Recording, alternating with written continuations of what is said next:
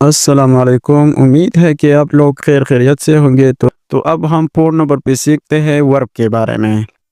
ورب کیسے کہتے ہیں اور اس کا کام کیا ہے، اور ورب ہم کہاں پر استعمال کر سکتے ہیں۔ انگلش میں اس کی ڈیفینیشن ہے ورب ایٹ ایز این ایکشن، ایک جملے میں ایک کام۔ For example, I am drinking the water, میں پانی پی رہا ہوں۔ تو اس سینٹینس میں ڈرنکنگ ہو رہی ہے، تو ڈرنکنگ اس میں ورب ہے، یعنی ایک ایکشن ہے۔ تو اب ہم سیکھیں گے کینڈس آف ورب کے بارے میں۔ ورب کی دو قسم ہے، پہلے نمبر پہ ہے مین ورب اور دوسرا ہے ہیلپنگ ورب، اور اس کو ہم ایگزیلری ورب بھی کہتے ہیں۔ تو پہلے نمبر پہ ہم سیکھتے ہیں مین ورب۔ مین ورب کسے کہتے ہیں؟ مین ورب مین کاموں کو کہتے ہیں۔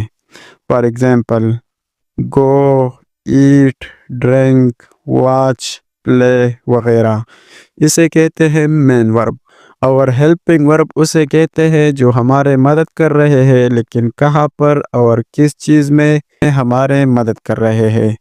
ہیلپنگ ورب کی مدد سے ہمیں یہ پتہ چلتا ہے کہ کوئی کام گزرے ہوئے زمانے میں ہوا ہو، یا ابھی ہوگا، یا آنے والے زمانے میں ہوگا۔ ہیلپنگ ورب ہمیں ٹینس کے بارے میں بتاتا ہے۔ ٹینس کا مطلب وقت یا زمانہ۔ ہیلپنگ ورب یا ایگزیلری ورب کون کون سے ہیں؟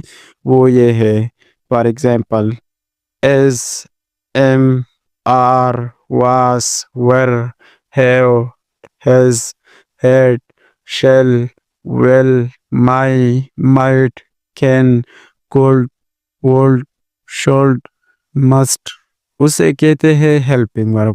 اب میں آپ لوگوں کو ایک ایگزامپل دیتا ہوں تاکہ آپ لوگ آسانی سے سمجھ سکیں۔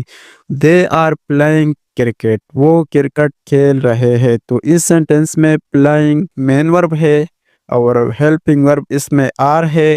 آر کی وجہ سے ہمیں یہ پتہ چل گیا کہ وہ ابھی اسی وقت گراؤنڈ میں کرکٹ کھیل رہے ہیں۔ تو آر اس میں ہیلپنگ ورب ہے، اور پلائنگ اس میں مین ورب ہے۔ تو اب ہم سیکھتے ہیں کہ ریگولر ورب اور ارریگولر ورب کسے کہتے ہیں۔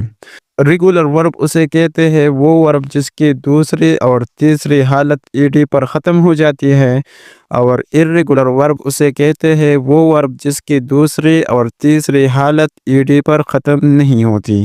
For example, complete, completed, completed. جیسا کہ آپ لوگ دیکھ سکتے ہیں کہ اس کی دوسری حالت اور تیسری حالت میں ای ڈی آیا ہے، تو یہ ریگولر ورب ہے۔ ایک اور ایگزامپل، گو، وینٹ، گون۔